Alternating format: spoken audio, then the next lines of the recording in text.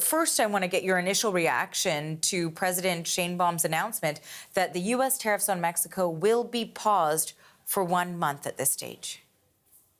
Well, a couple of things about that. One is the demands on Mexico are a lot more specific than those demands he's making of Canada. In the case of Mexico, it was about immigration, it was about fentanyl, it was about border control. And I think that's something that we saw former President Lopez Obrador respond to by deploying 25,000 troops of the National Guard and soldiers. And of course, Sheinbaum has responded very much in the same way, 10,000 additional troops to fulfill that particular commitment.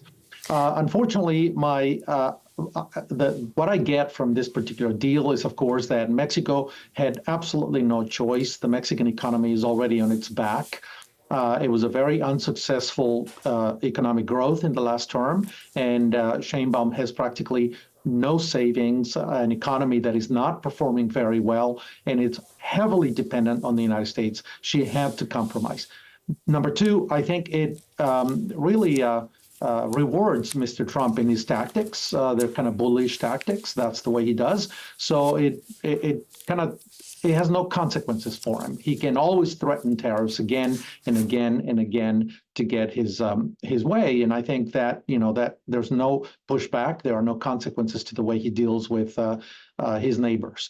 And the other thing I think that is really, really important is that the tariffs have been paused for 1 month. So the can has been kicked down the road for 1 month. We'll see what the teams that will be designed to negotiate between the two countries come up with. And obviously, there is no guarantee that he will respect that deal, much as he didn't respect the USMCA itself, which he negotiated. So we'll see what happens. And that is bad for business. The threat of tariffs still hangs like the sword of Damocles over Mexico, over Sheinbaum in Mexico for another month, and businesses are not going to like it. If there's one thing they hate, of course, is business uncertainty, and that means the uncertainty is now prolonged for another month.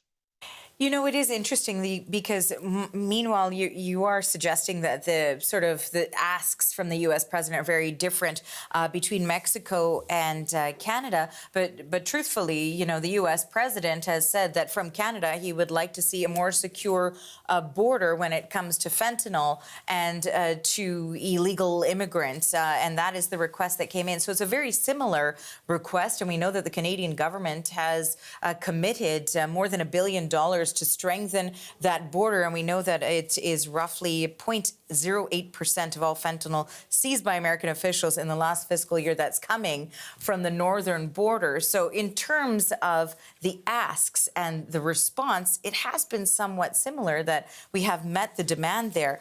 I was speaking with one expert who has dealt with international trade, who said that this agreement between Mexico and the United States to pause those tariffs is a negotiating tactic in order to divide two countries who were part of this free trade agreement. What do you make of that assessment?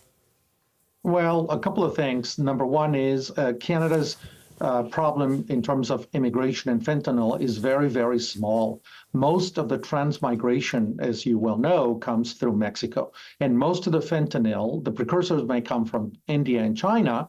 That's part of what President Trump has spoken about. But at the end of the day, it's cooked in Mexico, and then it's transported through Mexico, and then it makes it across the border. So it's kind of an odd demand to me that he would put those two things on the table in the case of Canada. I think his grievances may be others. And I was referring, of course, to this outrageous demand that Canada become part of the United States. That's what I was talking about. This may not be part of the negotiation today, but he's obviously floated that over and over again. He's not done that in the case of Mexico. So the problem that I think Mexico has is that it seems to me that there seems to be a set of links between the current governing class, the governing coalition, Morena, the governing political party, and a lot of the governors and a lot of the mayors that seem to have some links with organized criminals in Mexico.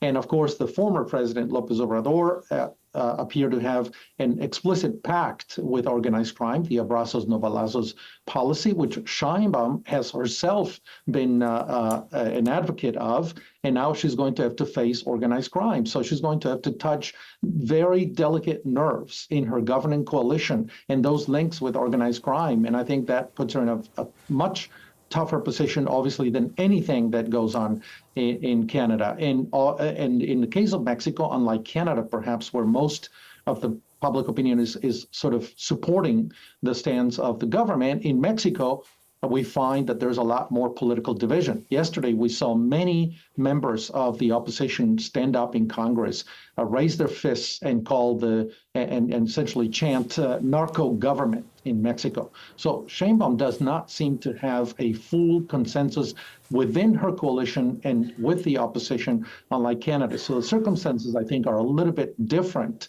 And I'm afraid that it's hard for me to understand exactly what Trump's demands are on Canada, because Canada is a democratic, free country, good partner, good ally of the United States. In Mexico, I could see the problems. I can understand the problems and the demands. But to transfer that immigration and fentanyl to Canada seems a little odd to me. Well, Tony Payan, we really much appreciate your insights on this developing story today. Thanks for being with us.